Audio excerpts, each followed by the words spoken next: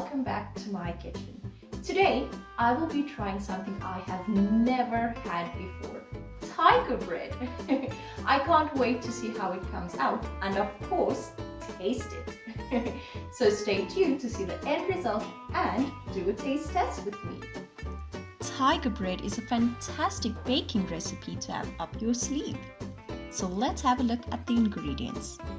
You will need 500 grams of strong white bread flour plus extra for kneading, a 7-gram sachet of fast action or instant yeast, 1.5 teaspoons of caster sugar, 1.5 teaspoons of fine sea salt, 300 to 350 ml of warm water, some vegetable oil for the bowl, and for the topping you will need 90 grams of rice flour, a half a sachet of fast action or instant yeast, a 1/4 teaspoon of salt, 1 teaspoon of golden caster sugar, a half a teaspoon of toasted sesame oil, and 90 ml of warm water.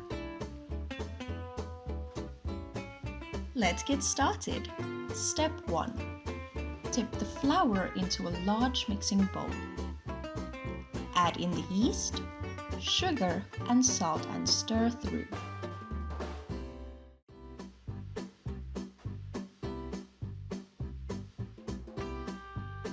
Now make a well in the middle and gradually pour in the water.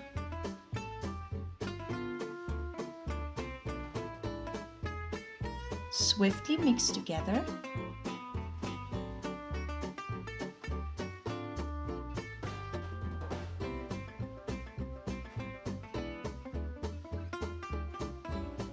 Then turn out onto a lightly floured surface.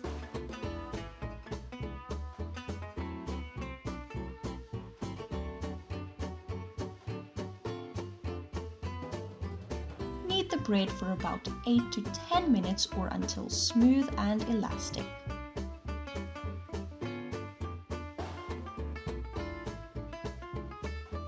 Lightly oil a large mixing bowl. Now put the dough in the bowl and cover. Leave this in a warm place for about 1 hour or until doubled in size. Step 2. Once the dough has risen, tip it onto a flat surface and knead it 3 times.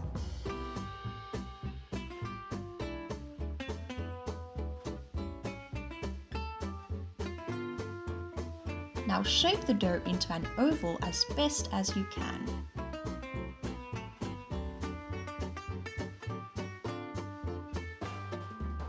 Now lightly flour a baking sheet and put the loaf on it.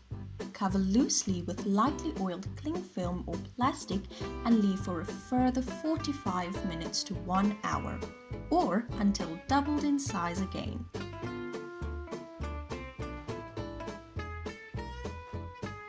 Tiger bread was invented in the Netherlands in the early part of the 20th century. Step 3. Whisk together all of the topping ingredients in a small bowl until you get a spreadable paste, adding more water or flour if necessary.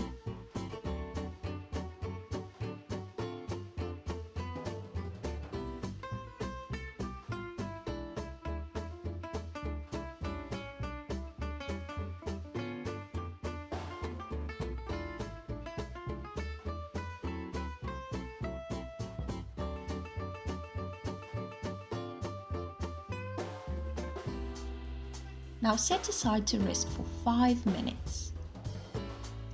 It is called tiger bread because the first baker who made it a long time ago thought it looked stripy like a tiger. Step 4. Gently spread the mixture over the loaf.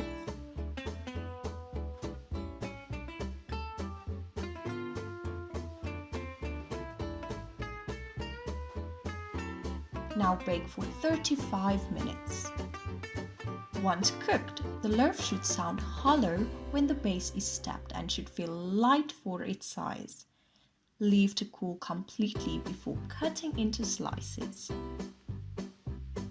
Wow, now this looks fantastic!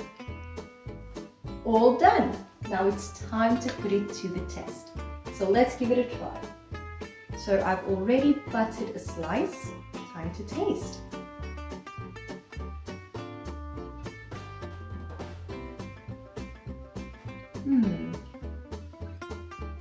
I love how crispy the crust is. It's so amazing and it's so soft.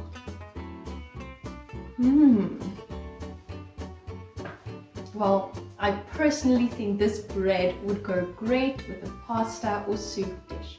So give it a try. And please don't forget to like this video and subscribe to our channel. Thank you for watching. See you all next time. Goodbye.